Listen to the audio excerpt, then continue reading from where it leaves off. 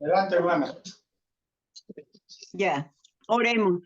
Amado Padre Celestial, Padre nuestro y Padre de nuestro Señor Jesucristo, te alabamos, glorificamos y honramos tu santo nombre, Señor. Te damos gracias, gracias porque podemos reunirnos y pedirte que tú estés presente, Señor, en esta reunión, en nuestras vidas. Y Señor, en los que estamos reunidos, en los que están por llegar y los que no han podido reunirse, Señor. Te damos gracias por nuestro pastor Domingo que se prepara, Señor, para explicar tu palabra, para llenar nuestras inquietudes, Señor, para averiguar y guardar en nuestros corazones, Señor, lo que tú nos quieres decir, Señor. Permite, Padre nuestro, que podamos llenar nuestros corazones, nuestra mente, nuestro espíritu, Señor, de tu palabra, Señor, para honrarte, Señor, cada día, para crecer, Señor, en lo que tienes para nosotros, en darnos esta vida plena, feliz, Señor, conociéndote, honrándote y llenando de tu palabra nuestros corazones. Agradecidas, Señor, te alabamos, glorificamos tu nombre, en el nombre de tu Hijo amado Jesús. Amén, Señor. Amén. Amén. Pues hoy vamos a estar estudiando el libro de los Hechos, capítulo 12, versículos desde el 1 hasta el 5. Así que vamos a estudiar estos 5 versículos y el título de lo que vamos a ver hoy es La Iglesia de Jerusalén vive otra gran prueba. Así que es el título que vamos, La Iglesia de Jerusalén vive otra gran prueba. Ya sabemos que la iglesia de Jerusalén había vivido una gran persecución, así que ya hemos estudiado acerca de esta situación cuando los cristianos fueron perseguidos.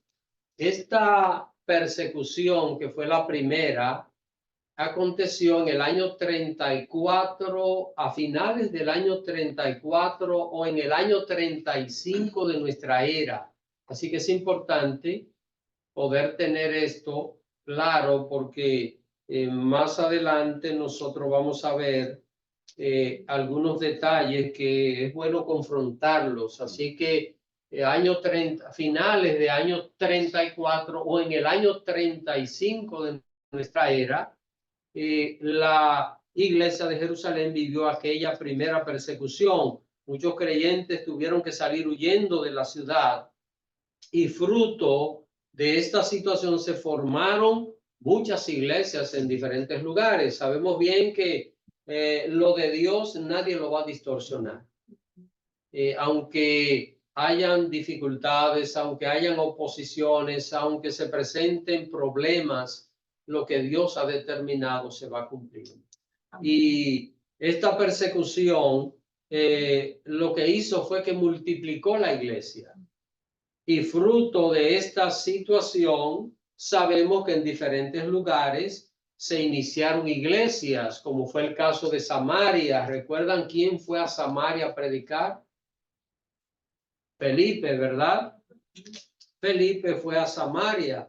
Y también el caso que estudiamos las semanas anteriores de la iglesia de Antioquía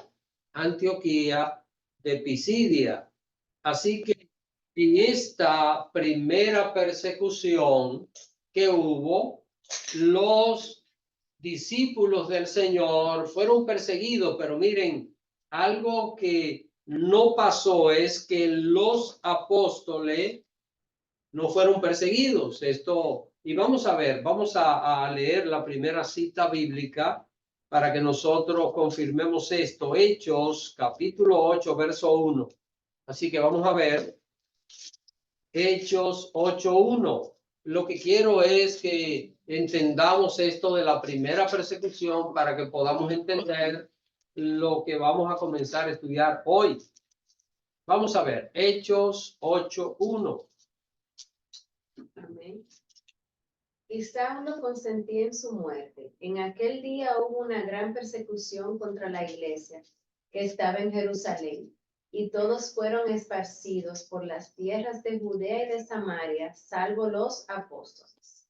Así que algo que puede parecer un poco extraño, pero recuerden esto, es que aunque el diablo persiga a la iglesia, Dios tiene el control. Amén. Y hay cosas que nosotros no debemos olvidarla, y es hasta dónde el enemigo puede actuar, hasta donde Dios le da permiso.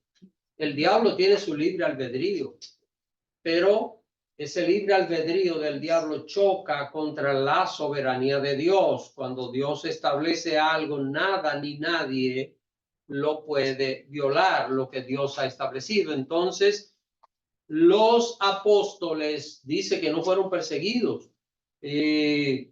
Así que, ¿quiénes fueron los promotores de aquella persecución, de aquella primera persecución? ¿Recuerdan?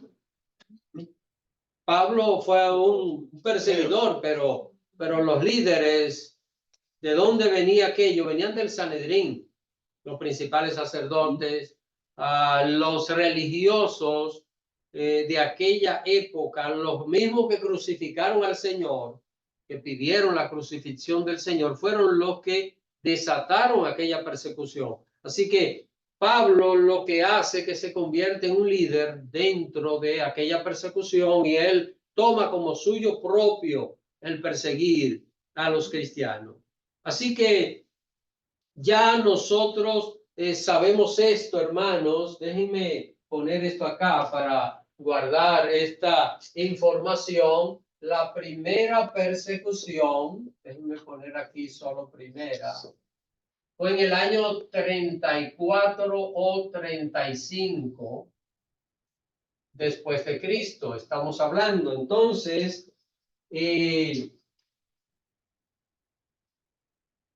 mientras, hermano, que pasó el tiempo, ya nosotros estamos en la iglesia de Antioquía, ya ha pasado un tiempo de aquella primera persecución.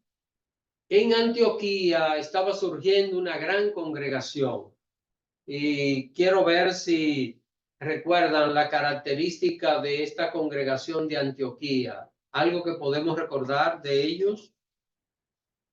Que oraban mucho.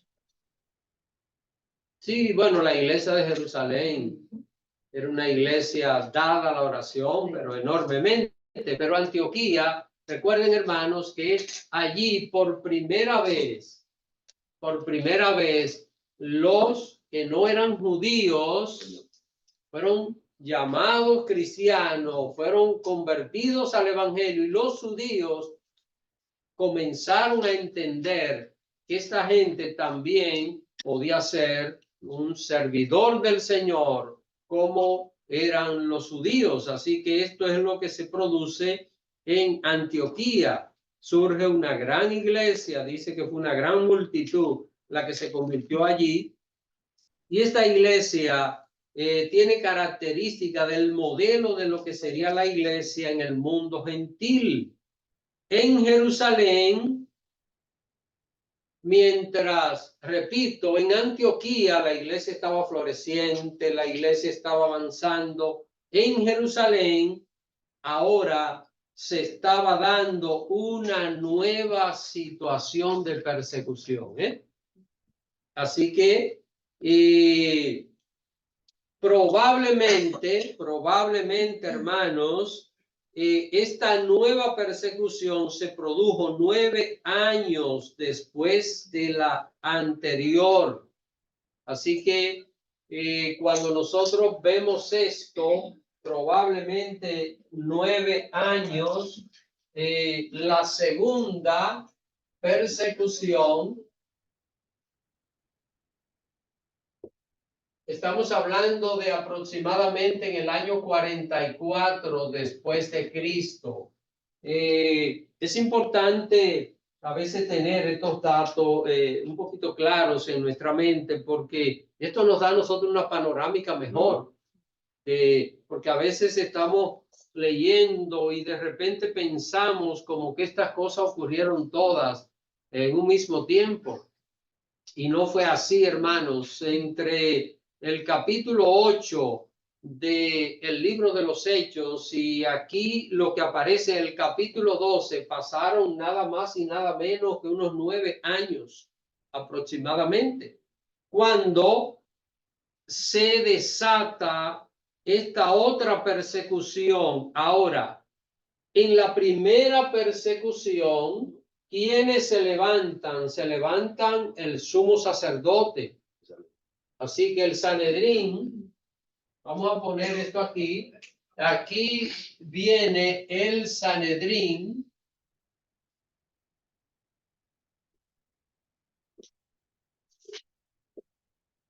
Pero aquí el que se levanta contra la iglesia se llama Herodes. Vamos a ver qué Herodes fue pero es el rey Herodes, que se conoce en la historia como Herodes Agripa primero, porque hubo 2 Herodes Agripa.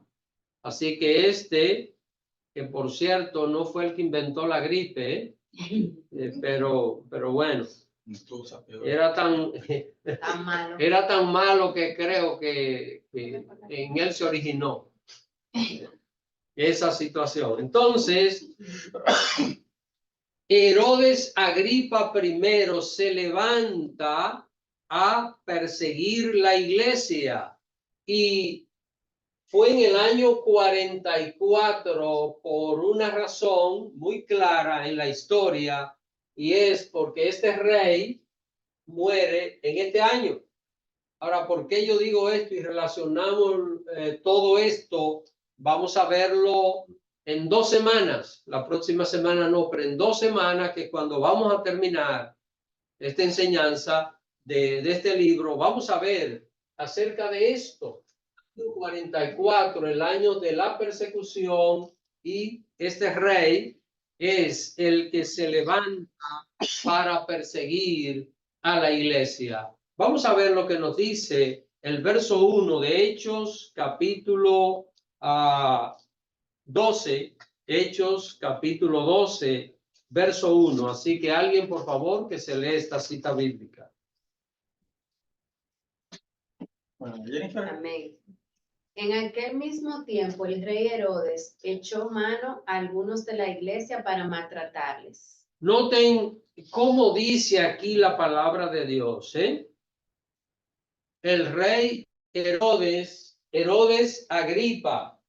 Así que déjenme ver si lo pongo acá para que Herodes Agripa. Ustedes van a ver que en el capítulo 26 del libro de los Hechos aparece un Agripa que está escuchando a Pablo cuando Pablo estuvo prisionero, pero ese no es es Agripa II, que fue el último de la dinastía de los Herodes. Los Herodes fueron 4. Primero, Herodes el Grande, que era el que reinaba cuando Jesús nació. Murió en el año 4 después de Cristo. Luego se dividió toda Judea, Galilea, toda esta parte en los hijos de Herodes, pero hubo un Herodes llamado Herodes el tetrarca. Ese fue el que gobernó cuando Jesús fue crucificado, el que habló con Jesús, que le dijo: es verdad que tú haces milagros, es un milagro para mí, porque eran arrogantes y bastante prepotentes los Herodes. Entonces, este era nieto de Herodes el Grande. El otro no era hijo de pero era de la misma dinastía, llevaba el mismo nombre, y en la historia, para poder identificarlo, Herodes Agripa II. Así que este se levantó contra la iglesia. Recuérdense, en la primera persecución es el Sanedrín. Ahora se levanta Herodes Agripa. Pero, ¿qué sucede? Esta gente estaban felices con lo que estaba haciendo este hombre. Vamos a ver lo que dice en el verso 2. Alguien, por favor, que se lea Hechos 12:2. Hermana Anabel. Gracias, hermano. Hechos 12, versículo 2, y dice, y mató a espada No la escuchamos. hermano de Juan. Déjame ver. ¿Me oyeron? Habla ahora.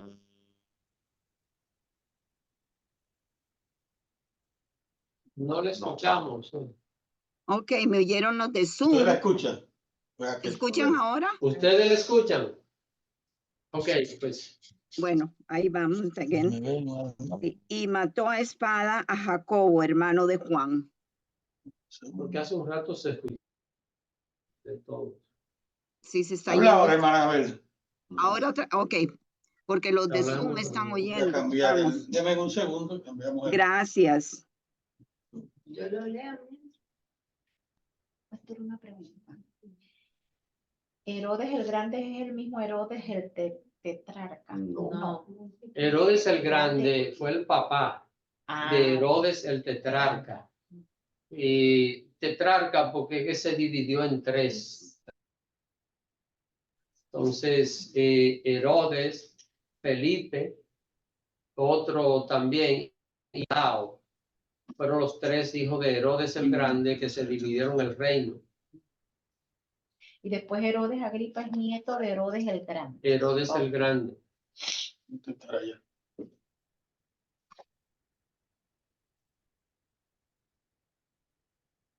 Estamos acá con un problema técnico, así que para las personas que van a ver después este estudio bíblico,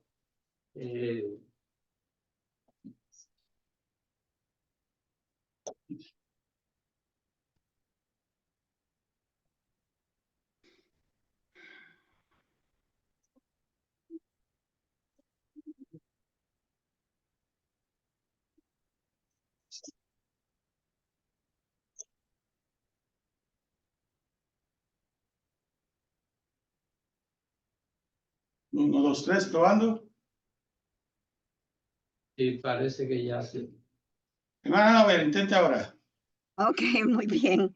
Adelante, hermana, ahora sí. Gracias. Ok. El versículo 2 dice, y mató a espada a Jacobo, hermano de Juan.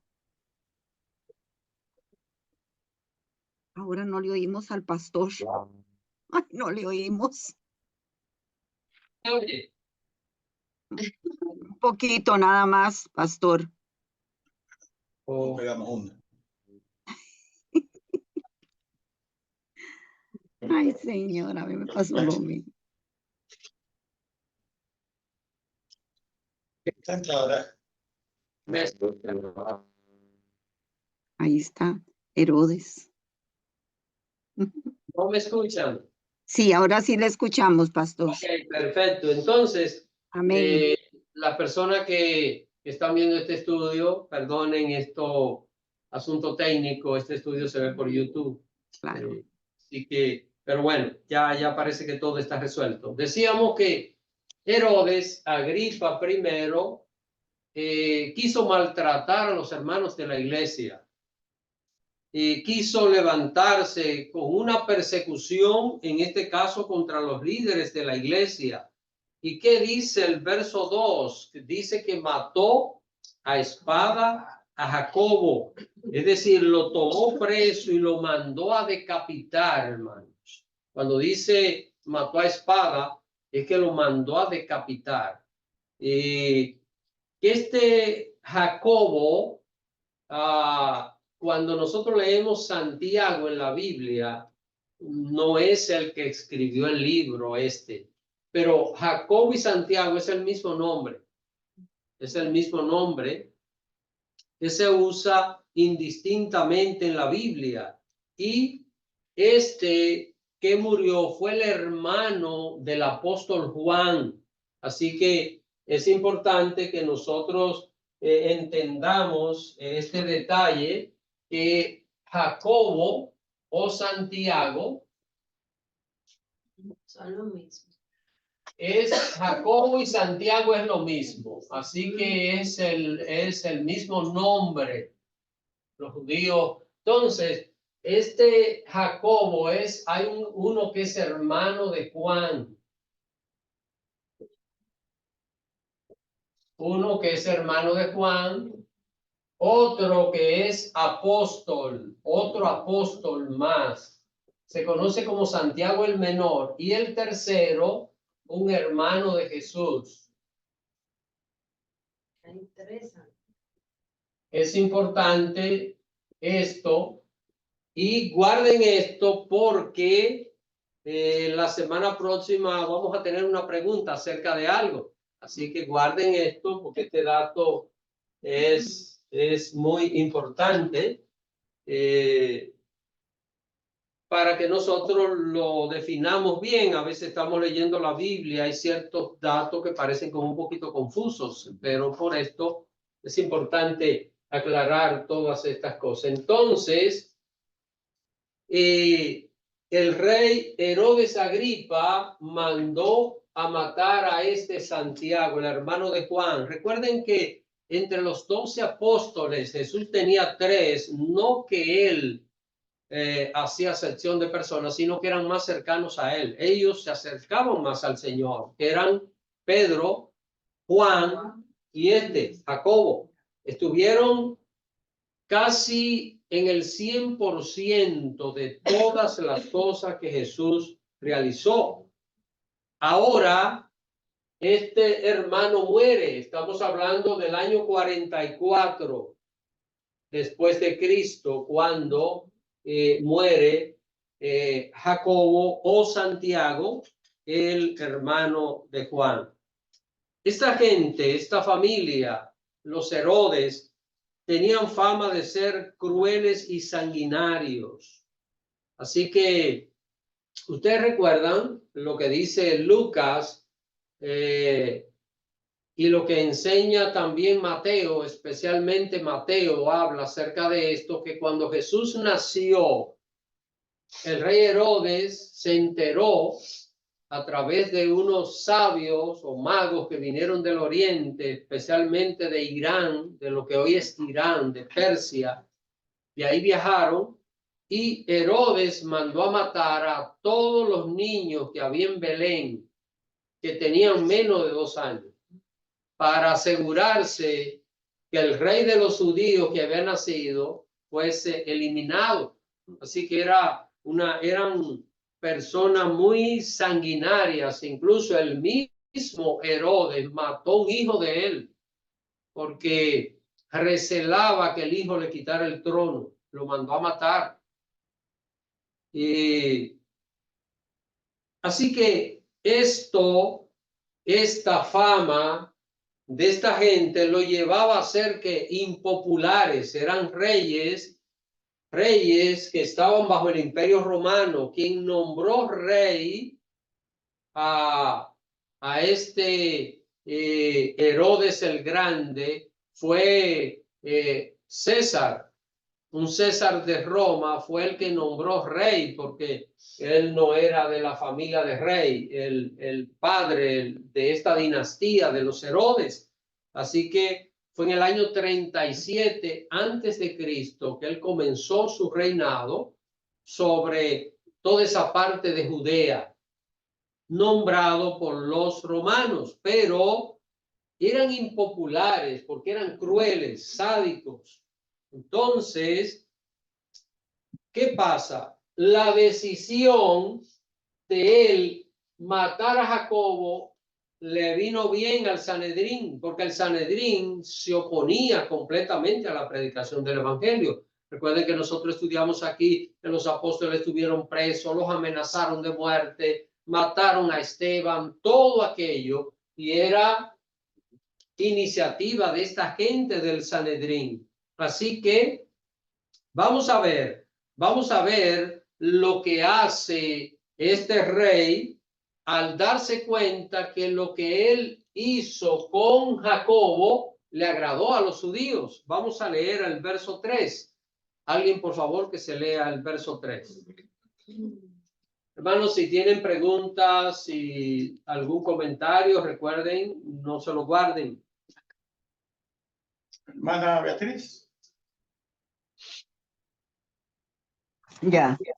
El verso 3 dice así: al ver que esto agradaba a los judíos, mandó a arrestar también a Pedro. Esto sucedió durante la fiesta de los panes sin levadura. Así que, hermanos, estamos viendo esto. Noten, esto es una táctica política, ¿eh? El diablo va a utilizar cualquier arma que le guste a la gente para tratar de entorpecer lo que hace la obra de Dios. Y Satanás nunca se le va a presentar a la persona con los cuernos, con la cola, con los dientes de fiera, como la gente lo pinta. Él va a utilizar diferentes instrumentos para tratar de hacer daño, para tratar de detener a aquellos que sirven al Señor. Así que Herodes Agripa hace esto de mandar a decapitar a Jacobo, y viendo que puso contento, noten que ahí dice los judíos, pero no está hablando de todo el pueblo, está hablando de los representantes de los judíos, que eran el Sanedrín, el sumo sacerdote, todas estas gentes. Entonces, ¿qué hace? Manda a poner a Pedro preso. Manda a buscar a Pedro, lo lleva a la cárcel y dice, noten que dice, que eran los días de ¿qué? De los panes sin levadura, de la fiesta de los panes sin levadura. Así que lo que nosotros podemos decir hoy es que esto se produjo en la fiesta de Pascua del año 44 después de Cristo. Así que para la Pascua del año 44 después de Cristo, cuando se produce esto. Ustedes recuerdan que nosotros estudiamos acá las fiestas judías y su relación con Cristo y con el plan de salvación, ¿verdad? Le dedicamos un tiempo a estudiar esto. Ustedes saben que la primera fiesta es Pascua y que al siguiente día, después de celebrar la Pascua, inicia la fiesta de los panes sin levadura, que son 7 días en los cuales el pueblo no come pan leudado.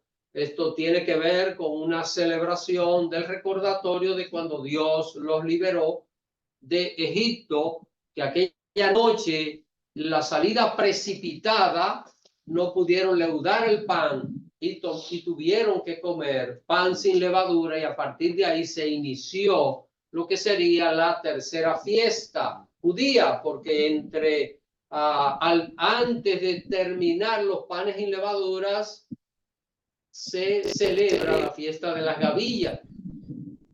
El primer domingo después de Pascua corresponde a la fiesta de la gavilla, pero se estaba celebrando ya se iba a entrar a esta celebración de los panes sin levadura cuando este rey mata a Jacobo y manda preso a Pedro. ¿Qué era lo que él pensaba? Él pensaba destruir el cristianismo. Él dijo, aquí están los líderes y voy contra ellos para tratar de destruir el cristianismo.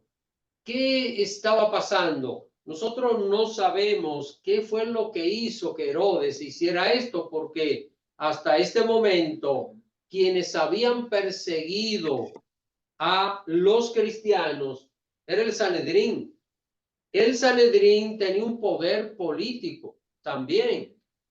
Ellos supuestamente hablaban a nombre de Dios, pero tenía un poder político. Note esta mezcla de líder. Bueno, el sumo sacerdote era un líder supuestamente religioso, era el sumo sacerdote, el que representaba al pueblo delante de Dios, pero a la vez era un un jefe militar, un jefe, tenía una guardia, tenía, ustedes han visto, han leído en la Biblia la guardia del templo, porque había un sistema de guardia militar para cuidar el templo. Entonces, ¿quién comandaba esto? El sumo sacerdote. Así que la persecución la produjo el Sanedrín, pero ahora no es el Sanedrín, ahora es el rey de Judea, que está encabezando esta persecución y va contra los líderes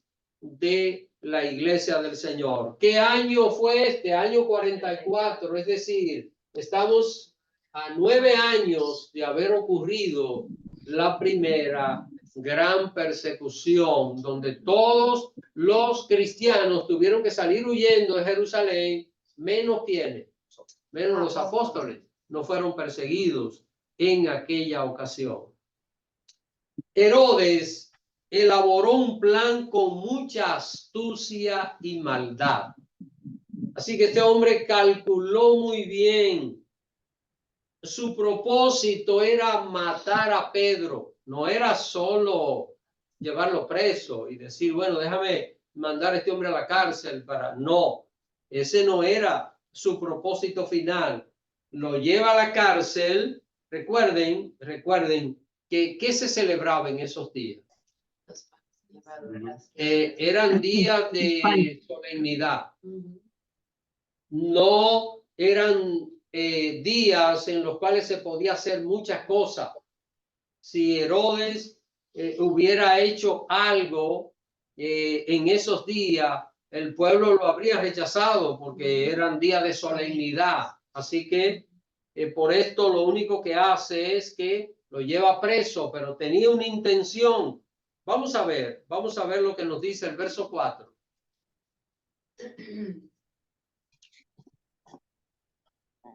Bueno, a ver si. Capítulo 12, Hechos 12:4. Y habiéndole tomado preso, le puso en la cárcel, entregándole a 4 grupos de 4 soldados cada uno para que le custodiasen. Y se proponía sacarle al pueblo después de la Pascua.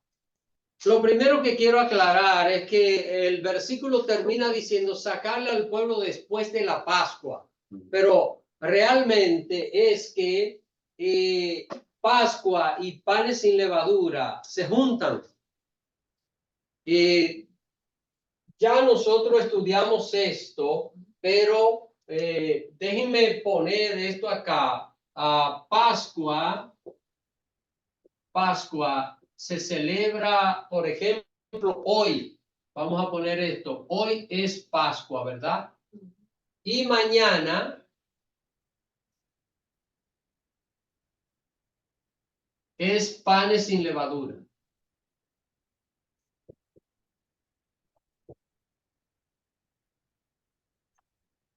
Así es, para que tengamos una idea, hoy es Pascua, mañana se comienza a celebrar los panes sin levadura que duran 7 días. Entonces, al entrar a Pascua es cuando Pedro es puesto preso, lo que quiere decir que pasaría preso varios días. Lo lleva a la cárcel, elabora un plan magistral para él.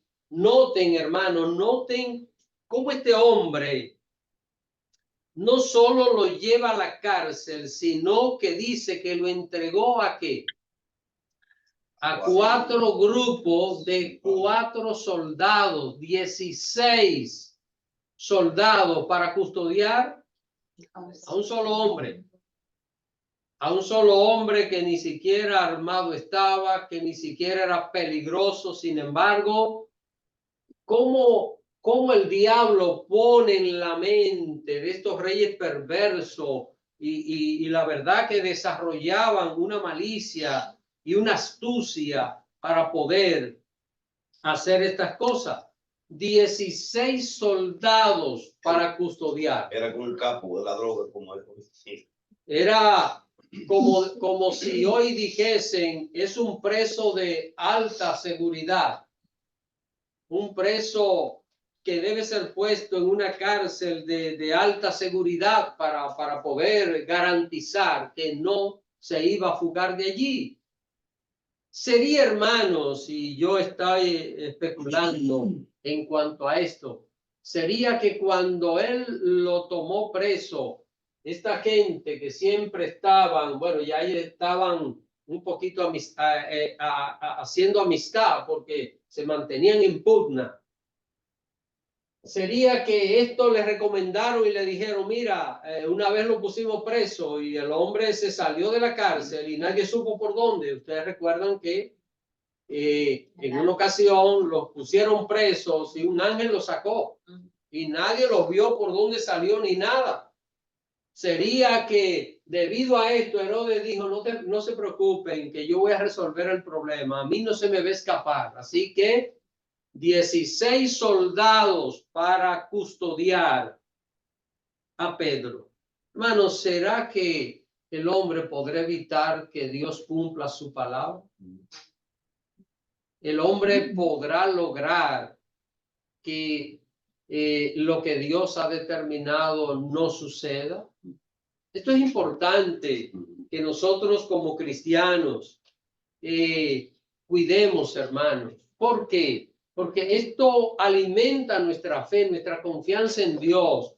Dios tiene control de nuestras vidas. Y aquí estamos viendo que ciertamente hay sufrimiento. Miren, Jacobo fue martirizado, murió. Pasan situaciones, tragedias en este mundo. Ahora, lo que le voy a decir puede parecer tal vez un poquito fuerte, pero hermanos, un día vamos a morir como quiera. Por mucho que nos afanemos de esta, no salimos con vida, ¿verdad? Un día vamos a morir. Entonces, cuando nosotros pensamos así tranquilamente que un día vamos a morir y nadie lo rechaza, todo el mundo tiene que aceptarlo, pero uno dice, bueno, pero si muero por Cristo, gloria a Dios, porque hay otros que mueren por diferentes razones. Mire, una persona muere porque está asaltando, haciendo un asalto en un lugar y lo matan. Y por cuántas cosas muere a veces una persona. Mire, el expresidente de Chile, manejando un helicóptero, él mismo tuvo un accidente y falleció. Vamos a morir un día. Ahora, morir por Cristo, por la causa de Cristo, es lo más noble que en este mundo una persona puede vivir. No estoy diciendo que lo anhelemos, no estoy diciendo que lo busquemos, no, pero ciertamente ese es el caso. Entonces, este rey Herodes, repito, elaboró este plan. Él dijo, no se me escapa. ¿Y cuál era el plan? El plan era sacarlo a la plebe judía después de terminada la Pascua y la fiesta de los panes y levaduras. Así que estamos viendo aquí que fue puesto en la cárcel antes de comenzar la Pascua. Pensemos que un día o 2 días antes vino la Pascua, luego los panes sin levadura, no se podía hacer nada. Y el plan era que matarlo, es decir, ¿qué era lo que normalmente se hacía? Era esto. Se ponía de acuerdo con estos acá, que estaban dispuestos a cualquier cosa. Decía alguien, Abreu, no sé si recuerda a Amado Tapia. Oh, amigo de usted. Amado Tapia, sí. Oh. Amado Tapia era una persona muy típica de República Dominicana. Estuvo en la política, bueno, fue asistente de un presidente que tuvimos muchos años allá. Pero él conoció al Señor, pero fue una persona que nunca se concientizó bien, mantuvo aquella actitud como tosca. Y él tenía un programa de radio y en ese programa de radio lo de él era atacar a la Iglesia Católica. Ese era su objetivo, atacar. Y un día estaba dando un testimonio, y en el testimonio él dice, yo estaba en un lugar predicando y el diablo le dijo al sacerdote de ese lugar, hermano mío, ve y calle ese hombre. O sea, la manera como él expresaba esto. Ahora, este señor que estaba aquí en el Sanedrín, sin ninguna duda que era un instrumento del diablo, era el sumo sacerdote que debió ser un siervo de Dios, pero ciertamente aquí era un instrumento del diablo y era muy fácil, se ponían de acuerdo y ¿qué hacían? Un juicio falso. Lo que hicieron con Jesús, ¿cómo condenaron a Jesús? Buscaron testigos falsos. Y a Esteban, ¿cómo lo condenaron? También buscaron testigo falso. Era muy fácil hacer esto. Entonces lo presentaban en juicio, el pueblo veía, lo condenaron, testigos decían, sí, nosotros lo vimos hacer tal cosa y ya.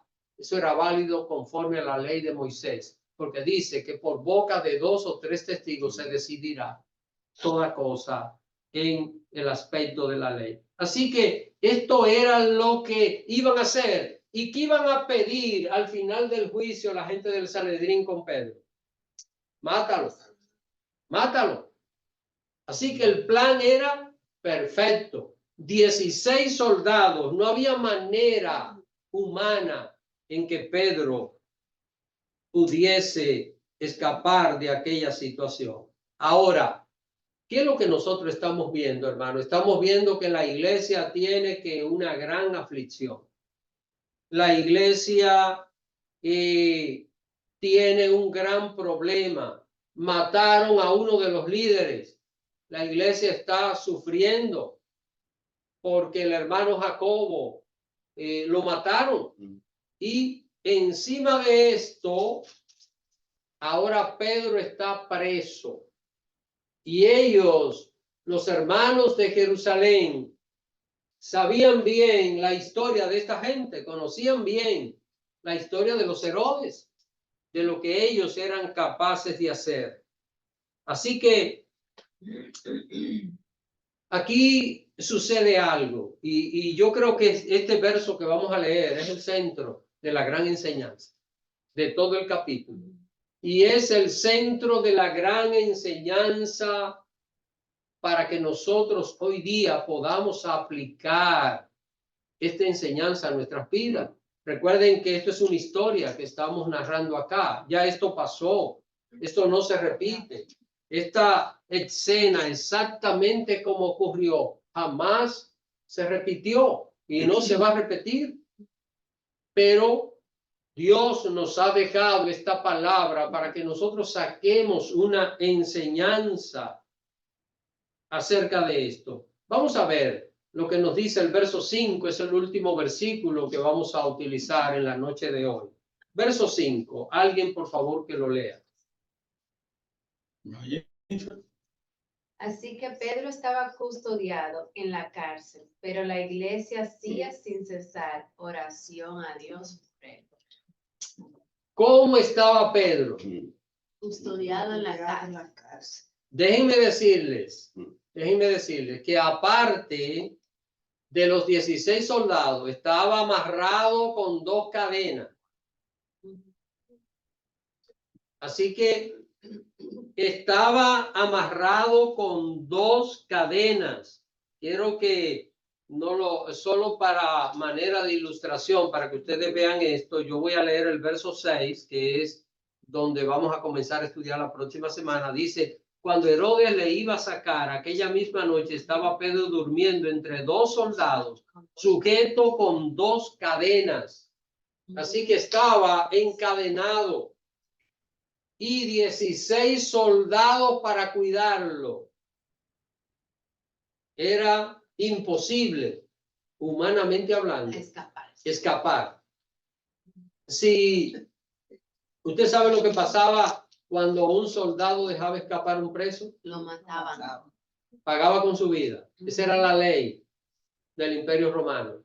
Deja escapar un preso y paga con tu vida. Así que no había una alternativa humana, y es la parte que quiero acentuar en esta noche. Yo creo que esto es lo más importante de todo lo que podemos decir. Hermanos, cuando no hay solución humana, ¿qué hace la iglesia?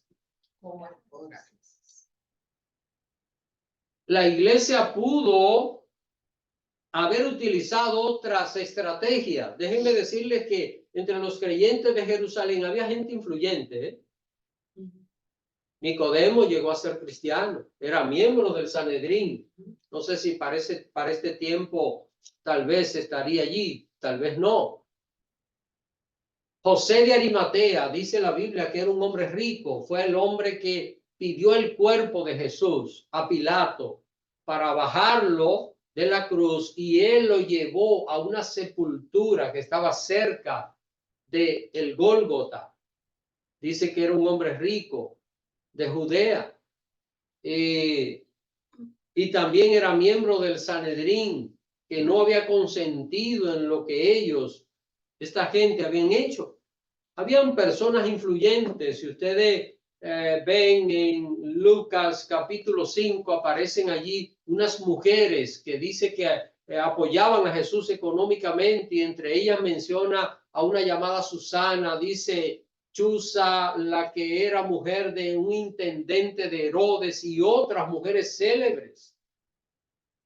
En el grupo de los discípulos de Jesús había personas influyentes, pero noten, la iglesia no está tratando de utilizar la influencia, la iglesia está usando el arma más poderosa que Dios nos ha dado. ¿Y qué es lo que estamos viendo acá? Pedro está preso, sin alternativa, sin posibilidad. Quien lo tiene preso es la máxima autoridad en el territorio. Sin embargo, dice que aquí hay un pero, ¿eh? Aquí hay un pero, y este pero es bueno. La mayoría de los peros son desagradables, pero este es bueno. Pedro está en la cárcel, pero la iglesia hacía sin cesar oración a Dios por él. Hermanos, nosotros no sabemos qué pasó en esos días con los demás apóstoles. Noten, ¿dónde estaban los demás apóstoles? Eran 12. Uno lo habían matado, ¿verdad? Estaba muerto. Jacobo, el hermano de Juan. Pedro estaba en la cárcel. ¿Dónde estaban los demás? Juan, que era muy activo, ¿dónde estaban? Probablemente estaban escondidos, hermano. Es interesante entender esto. ¿Será que en alguna ocasión un siervo de Dios ha tenido que esconderse? Sí. Ustedes se van a asombrar por lo que voy a decir, pero Jesús en algunas ocasiones se escondió, dice la Biblia. Así claro lo dice. Quisieron apedrearlo, quisieron tomarlo para despeñarlo por un precipicio, dice en el libro de Lucas capítulo 5. Así que quizás estaban escondidos. No vemos nosotros la presencia aquí de los apóstoles.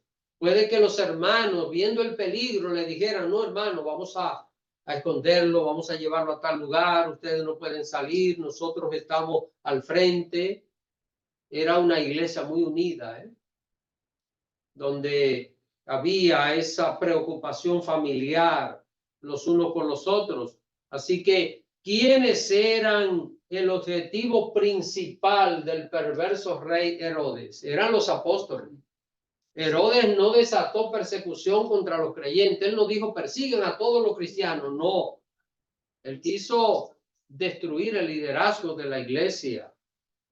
Y ahora, nosotros, repito, no sabemos dónde estaban los apóstoles y entendemos que estaban escondidos, pero lo que sí tenemos claro es cómo reaccionó la iglesia ante aquel peligro. Era un peligro que tenían. Ya habían matado uno de los líderes, el otro estaba preso con intenciones de que lo mataran. Hermanos, Hay que entender esto. Ninguno de ellos era la cabeza de la iglesia es Cristo, pero eran líderes y la pérdida de Pedro había sido irreparable para la iglesia, como la fue la de Jacobo y como la habría sido de cualquier otro de los apóstoles, porque nosotros no encontramos la mención de los demás apóstoles, pero tuvieron un papel fundamental. Lo que pasa es que por alguna razón no se menciona. No es que no hicieron nada, no fue que estuvieron inactivos, no, estuvieron completamente activos. Pero en esta reseña revelada por Dios, pues aparecen, en este caso Jacobo, aparece Pablo, aparece Juan, aparece Pedro, en una actividad constante. ¿Qué se produjo en la iglesia? Se produjo entre los creyentes un movimiento incesante de oración. Hay gente que cuando tiene aflicción ni le da deseo de asistir a la iglesia. Yo lo he escuchado. Hermano, pero ¿por qué no fue a la iglesia? Ay, que he estado tan afligido. O sea, eso es lo que yo no entiendo. Porque lo que le voy a decir es algo que lo he vivido en mi vida. Y ya ustedes saben muy bien la situación que vivimos con mi esposa. Y yo pude haberme quedado en la casa. Yo pude haberme quedado todo el tiempo con ella en el hospital, pero yo necesitaba ir a la iglesia. ¿Y saben por qué necesitaba venir a la iglesia? Necesitaba seguir predicando, porque era la manera de fortalecerme. ¿Dónde yo podía hallar la ayuda que yo necesitaba? Solo en Dios. Tenía que buscar su presencia, hermanos. Y esta es la parte que nosotros vemos aquí. Cualquiera diría, pero vamos a dejar de orar, vamos a dejar de buscar a Dios, porque mira la aflicción que estamos pasando. Volvemos otra vez cuando termine esta aflicción. Ese no es el concepto que Dios nos enseña en su palabra. Y es la parte que debemos entender aquí. Cuando llega la aflicción, la iglesia responde con oración.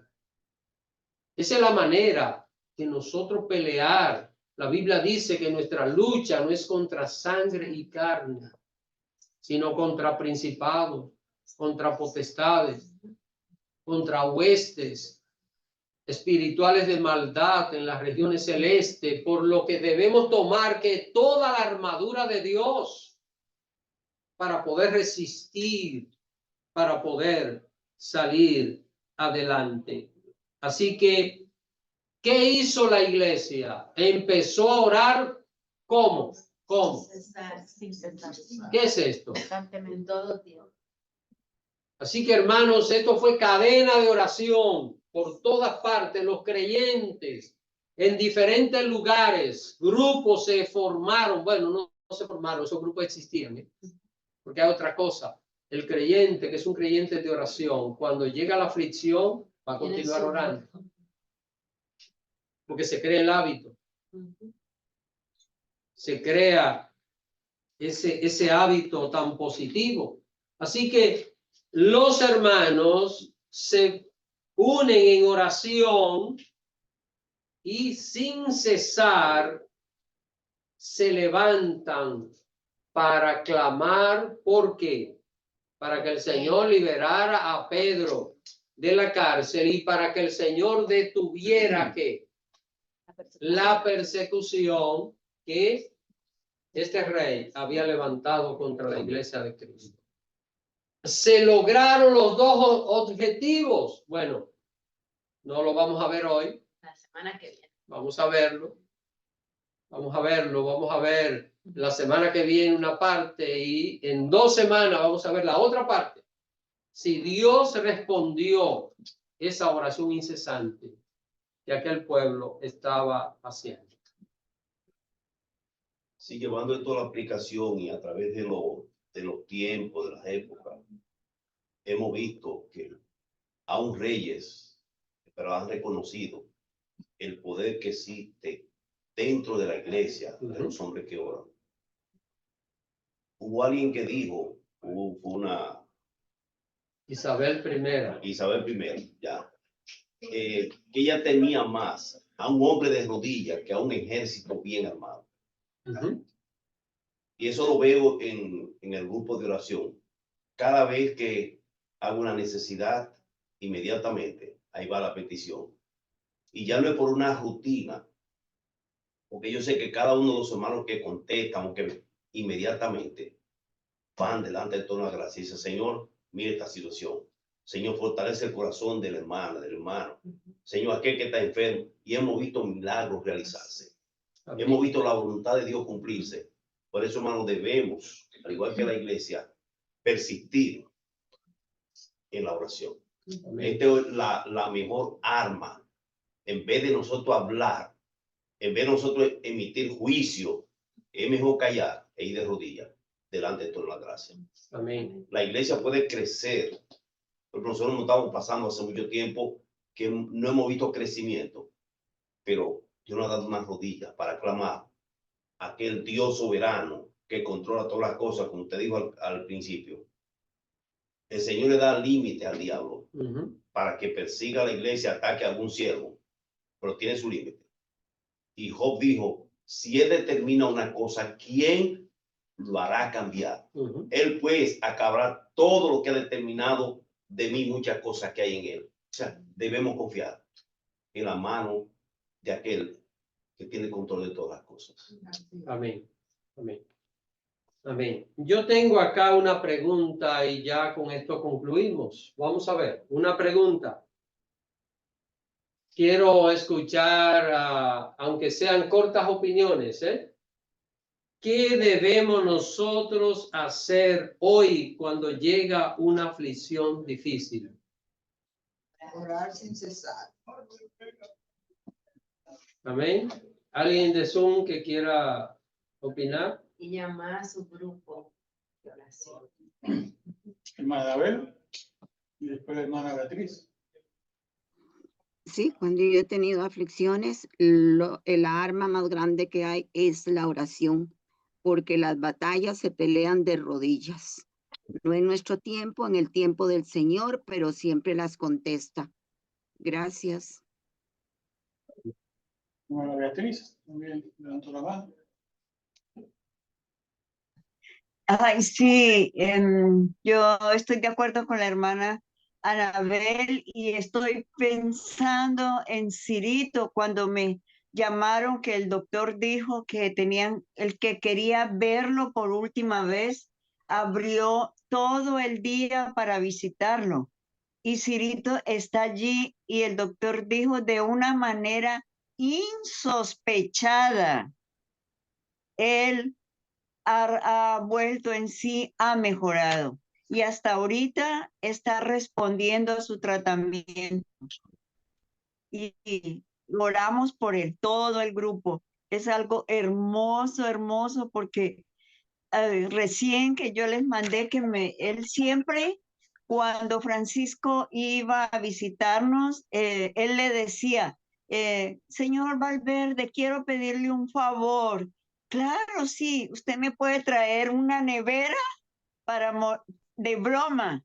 Y ahora me escribió y me dice que no nevera, pero que quiere que le lleve un televisor. Imagínense cómo está. Gracias a Dios, todos estamos orando por él. Gracias. Hermanos, ¿qué debemos nosotros hacer cuando llega una aflicción difícil? Orar, ¿verdad? Salir corriendo. Eso es lo que debemos hacer. Acercarse más a Dios, acercarse a todos los grupos. Y hay otra preguntita más cortita. ¿Y qué hacemos realmente? Salir corriendo. La realidad. Hermanos, Tirar la toalla. Y salir. es triste tener que decir esto, pero hay mucha gente que sabe que hay que orar. Y hay muchas personas que dicen lo que tenemos que hacer es orar, pero no oran. No oran. Triste esta realidad, esta situación. Hay cristianos que se le pueden pasar días sin orar. Cuando ven un hermano, ore por mí, hermano. Hermana, ore por mí, pero que no está orando. Así mismo, hermana Gabriela, yo recuerdo mi primer pastor, había un hermano en la iglesia que siempre decía, hermano, oren por mí, que estoy en tribulación. El pastor decía, ora tú primero. Claro. Y Claro. decía, porque... Señor, oye la oración del justo. Así que, hermanos, la enseñanza es esta. Y esto a veces se puede comparar con las señales de tránsito. Usted le pregunta a una persona que anda por ahí, cuando usted mira un stop, ¿qué hay que hacer? Oh, parar. Y usted se para. Esa es la parte importante. No obedeces. Esa es la parte importante. Todo el mundo sabe que hay que pararse, pero no todo el mundo se para. Hay gente que no lo respeta, aunque lo sabe. Así que aquí estamos viendo que la iglesia de Jerusalén ha recibido otra gran prueba, ¿verdad? Una aflicción bastante fuerte. ¿Y cómo responde? Orando. Orando incesantemente. ¿Hasta cuándo debemos orar? Hasta siempre. Hasta que Dios nos Venga. responda o hasta que el Señor diga, no te lo voy a dar. Pero no es que dejamos de orar. Por eso, ¿verdad? Si usted está orando por algo, debe orar hasta que Dios se lo responda. Eso es lo que dice la Biblia. Hasta que Dios responda. La viuda y el juez injusto, ¿verdad? Señor, hame justicia. Hasta que voy a orar por algo, hasta que Dios me lo dé o hasta que el Señor me haga entender que no es su voluntad. Amén. Esa debe ser nuestra consigna. Así que no sé si hay alguna pregunta, algún comentario en Zoom. Parece que no. Pues la próxima semana continuamos a partir del verso 6. Así que el Señor les bendiga en esta noche. Amén.